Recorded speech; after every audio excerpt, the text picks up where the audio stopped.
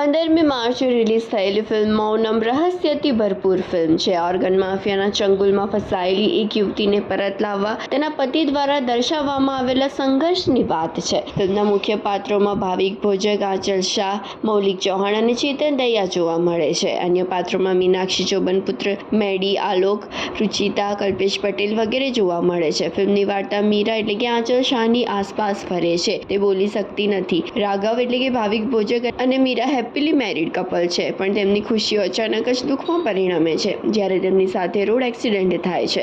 હોસ્પિટલમાંથી જ્યારે રાઘવને રજા આપવામાં આવે છે, રાઘવ ડોક્ટર ઈશાન એટલે કે મૌલિક ચૌહાણને મીરા વિશે પૂછે છે અને ડોક્ટર જણાવે છે કે હોસ્પિટલમાં માત્ર રાઘવને જ એડમિટ કરવામાં આવ્યા હતા. તેમની સાથે અન્ય કોઈ ન હતું. રાઘવ જ્યાં અકસ્માત થયેલો તે સ્થળે પોતાના ઘરે બધે જ તપાસ કરે છે, પણ મીરા ક્યાંય મળતી નથી. આખરે ઘરમાં મીરાના કપબોર્ડમાં મીરાએ કરેલા રિસર્ચના અમુક પેપર્સ રાઘવને મળે છે, જેનાથી એક હોસ્પિટલમાં ચાલતા ઓર્ગનના વેપાર અંગે રાઘવને જાણ થાય છે. આ એ જ હોસ્પિટલ છે જ્યાં રાઘવ એડમિટ હતો અને રાઘવ તે હોસ્પિટલમાં મીરાને શોધવા પહોંચી જાય છે. મીરા સાથે કઈ અનહોની સર્જાય એ પહેલા રાઘવ મીરા સુધી પહોંચી જાય છે અને તેને બચાવી લે છે. ડોક્ટર ઈશાન કોના કહેવા પર આ કૃત્ય કરતા હોય છે અથવા એ શા માટે આ રસ્તો અપનાવે છે, તે કહાણી રહસ્ય પરથી પર્દાફાશ કરે છે. ઇન્સ્પેક્ટરના પાત્રમાં ચેતન દૈયાનું ટૂંકું પણ બહુ જ મજબૂત પાત્ર જોવા મળે છે. જેટલા પણ સમય માટે ચેતન દૈયા સ્ક્રીન પર દેખાય છે તેટલી ક્ષણ દર્શકો હાસ્ય રોકી શકતા નથી. Hats off to Chetan Daiya. Constable Bhagirath Jal એટલે કે મેડીનું પાત્ર પણ નોંધનીય છે. ભાવિક ભોજક અને આંચલ શાહ પહેલી વાર રૂપેરી પડદે સાથે જોવા મળે છે. આ તેમની એક્ટ્રેસ તરીકેની પ્રથમ ફિલ્મ છે.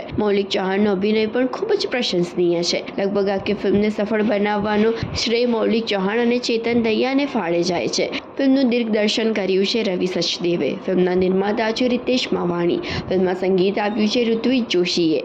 આ એક ડ્રામા, રોમાન્સ અને થ્રિલર ફિલ્મ છે.